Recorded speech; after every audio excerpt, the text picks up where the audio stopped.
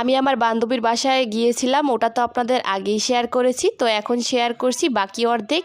আমার বান্ধবীর জন্য একটা গিফট নিয়েছিলাম, ওটাই ওর হাতে পরিয়ে দিয়েছিলাম। এর ভিতরে আমার ছেলে ঘুম থেকে উঠে পড়ছে, তো ওকে কোলে নিয়ে একটু আদর করে দিচ্ছিলাম। আমার বাচ্চাটা আসলে অনেক বেশি অ্যাক্টিভ, কোথাও গেলে কান্নাকাটি নাই, ঝামেলা নাই, শুধু বাবার সাথে থাকে আর যে কোনো মানুষের কোলে যায়, তেমন একটা ডিস্টার্ব করে না।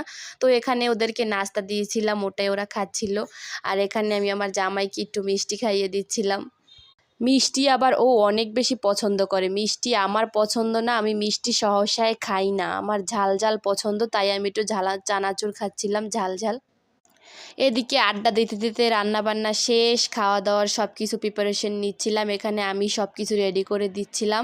ছিল মাছ ভাজা, ডিম, গরুর মাংস, ভাজি, সালাদ, ভাত, পায়েসও ছিল। এই তো এগুলাই ছিল। খাওয়া দাওয়া করে আমরা আর বেশিক্ষণ সেখানে থাকিনি, তাড়াতাড়ি চলে